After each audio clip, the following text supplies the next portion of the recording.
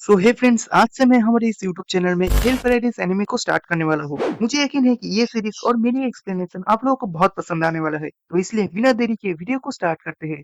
तो कहानी के शुरुआत में हमें काबिमारू नाम के एक निंजा को दिखाया जाता है, जिसकी एक अपराध की वजह से आज उसे सजाए मौत होने वाला है। पर जैसे ही ये एग्जीक्यूशन इसका गला काटने की कोशिश करते हैं, वैसे ही इसका तलवार दो हिस्सों में टूट जाता है और काबिमारू को एक खरोच तक नहीं आती है। इस घटना को देखकर वहाँ मौजूद सभी लोग हैरान हो जाते हैं। हैं? ये क्या हो गया? लेकिन तभी काबिमारू अपने मन में सोचता है, मैं मर क्यों नहीं रहा? मुझे अब जिंदगी से कोई लगाव नहीं, क्योंकि मैंने सच में बहुत ही गलत काम किया है। ना जाने आज तक मैंने कितने ही अनगिनत लोगों को बेरहमी से मारा है। मुझे तो अब तक मर जाना चाहिए था। आखिर मैं जिंदा क्यों हूँ? इसके बाद नेक्स्ट सीन में यहाँ पे गाबियोरो को एक तहखाने के अंदर दिखाया जाता है। यहाँ पर एक लड़की गाबियोरो से उसके जिंदगी के बारे में पूछता है, तो गाबियोरो उसे बोलता है असल में वो युवा काकुरे नाम के एक गांव का एसेसिन शिनोबी था।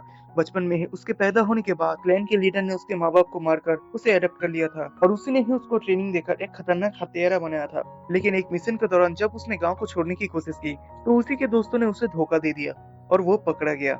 इसके बाद अगले दिन का सीन दिखाया जाता है, जहाँ पर काबियोन को मौत की सजाए देने के लिए पहले तो उसे जलती हुई आग में जिंदा ही जलाया जाता है। लेकिन जब आग से उसका कुछ नहीं होता, तो वहाँ पर दो बड़े बड़े भैंसों को बुलाकर उसके पैरों में रस्सी बांधकर दोनों तरफ से खींचा जाता है।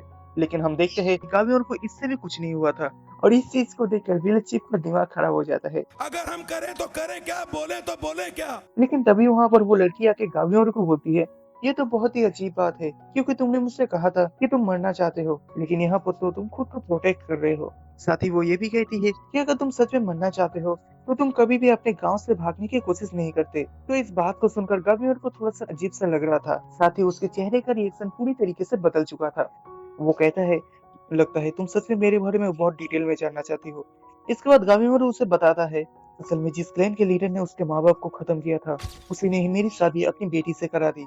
पर उनकी जो बेटी थी वो बहुत ही ज्यादा सीधी थी और वो मुझे किसी माँ की तरह ख्याल रखती थी, जिस वजह से मुझे वो बिल्कुल भी पसंद नहीं थी और उससे तंग आकर मैंने गांव को छोड़ने का फैसला किया। पर जाने से पहले क्लैन के लीडर ने उसे एक आखिरी मिशन पर भेजता है, जहाँ पर उन्होंने उस पर झूठे एलिगेंस लगा के उसे फंसा देता है। बाकी तो अब सब तुम्हारे सामने है, मैं यहाँ पर फिलहाल बंधा हुआ हूँ उन्हीं एलिगेशंस की वजह से। और वो लड़की ये सब लिखती है और वहां से चली जाती है। रात के समय हम उस लड़की को एक ऑफिसर से बात करते हुए दिखते हैं, जहाँ पर वो ऑफिसर बताता है, मेरी बात सुनिए, अब उस रास्ते से दूर रहिए। क्या आप जानती है कि लोग उसे किस नाम से पुकारती है? गावी और उदा होलो। उस इंसान में दया या फीलिंग्स नाम की कोई चीज नहीं है। जब हम उसे पकड़ रहे थे, तो पकड़े जाने से पहले उसने 20 लोगों की जान ली थी। ये सुनकर अब वो लड़की भी बहुत ही ज्यादा हैरान थी। वो कहती है, लगता है ये काम अब उसे ही करना पड़ेगा। दूसरी तरफ हम काबियों को देखते हैं, जो अपने मन में सोच रहा था कि आखिर वो मर क्यों नहीं पा रहा, जबकि उसे तो अपनी जिंदगी से कोई लगाव नहीं और वो भी तो यही चाहती है। ठीक है, बहुत हो चुका, अब से कुछ भी हो जाए वो किसी तरीके से रिएक्ट नहीं करेगा और वो कल मर जाएगा। अगले दिन उसे गर्म तेल में डाल दिया जाता है, लेकिन उस चीज से भी उसे कुछ नहीं हो रहा था। ये देखकर वो खुद भी बहुत ही ज्यादा हैरान था कि आखिर वो किस तरीके का इंसान बन चुका है। उसके बाद उसे एक रूम में ले जाया जाता है, जहाँ पर सामने वो लड़की बैठी हुई थी और अब हमें यहाँ पर उस लड़की के बारे में थोड़ी सी चीजें जानने को मिलती है। उस लड़की का नाम है सागिरी और वो यामादा क्लैन की एक एग्जीक्यूटिव है। यामादा क्लैन की मेंबर दुनिया के सबसे बेहतरीन तलवारबाज है, जिनकी तलवारबाजी इतनी खतरनाक है कि वो किसी भी चीज को मक्खन की तरह काट सकते हैं। अब सागिरी डिसाइड करती है कि वो खुद गावियोर को खत्म करेगा। सागिरी के हाथ में तलवार देखकर गावियोर को ऐसा रियलाइज होता है जैसे उसका गला कट चुका है। इस वजह से जैसे ही सागिरी उस पर हमला करती है, तो वो तुरंत ही वहाँ से हट जाता है और इस चीज को देखकर सागिरी भी बोलती है, मुझे लगा ही था कि तुम बाहरी मन से मरना चाहते हो, लेकिन अंदर ही अंदर तुम खुद को मारने से रोक रहे हो, क्योंकि गावियोर तुम अपने वाइफ को पसंद करते हो और तुम अपने इस निंजा वाले काम को छोड़कर अपने वाइफ के साथ सुकून से रहना चाहते हो।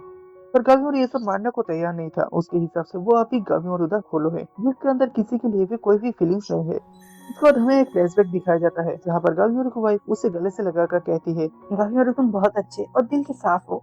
तूने मुझ जैसे एक बदसूरत लड़की को अपनाया। मैं एक सुकून भरी जिंदगी जीना चाहती थी, लेकिन मेरी ये बात सुनकर मेरे अपने ही पिता ने गर्म डॉट से मेरे चेहरे को जला दिया। लेकिन फिर भी मैंने हार नहीं मानी। पता है क्यों? क्योंकि तुम जो मेरे पास हो गावियोर। इसके बाद प्रेजेंट में सीन शिफ्ट होता है, जहाँ पर सागिरा अपना हमला रोककर गावियोर को एक कागज दिखाते हुए कहती है, अगर तुम वापस से अपनी वाइफ से मिलना चाहते हो, तो तुम्हें इस कागज पर लिखे गए गवर्नमेंट का एक काम करना पड़ेगा और अगर ये काम पूरा हो जाता है, तो गालिब तुम्हारी सजा माफ कर दिया जाएगा और साथ ही तुम्हें शोगुन की भी प्रोटेक्शन दी जाएगी, जिससे कोई भी तुम्हें और तुम्हारी वाइफ को परेशान नहीं कर पाएगा। साथ ही वो ये भी कहती है, अगर तुम राजी हो तो मैं अब तुम्हें हमारे मिशन के बारे में बताता हूँ। असल में तुम्हें एलिक्सर ऑफ लाइफ नाम के एक पोशन को पैराडाइज ऑफ अर्थ नाम के एक जगह पर से लाना पड़ेगा। पैराडाइज ऑफ अर्थ एक ऐसी जगह जिसे लोग धरती का स्वर्ग भी कहते हैं। पूरी दुनिया से अलग ये जगह बहुत ही ज्यादा खूबसूरत और काफी ज्यादा मिस्टीरियस है। इससे पहले भी कुछ लोगों को वहाँ पर भेजा गया था, लेकिन जितने भी लोग वहाँ से लौट के आए उन सभी की बॉडी में से फ्लावर निकल रहे थे और वो सभी मर चुके थे। जिस वजह से गवर्नमेंट ने फैसला किया इस बार एक खतरनाक क्रिमिनल के ग्रुप को उस आइलैंड पर भेजा जाएगा और जो भी एलिक्सर ऑफ लाइफ के साथ उस आइलैंड से वापस आएगा उसकी सजा माफ कर दिया जाएगा। तो इन सारी बातों को सुनकर कागनोरू कहता है, क्या ये कोई परियों की कहानी है? क्योंकि मुझे नहीं लगता कि ये सच है।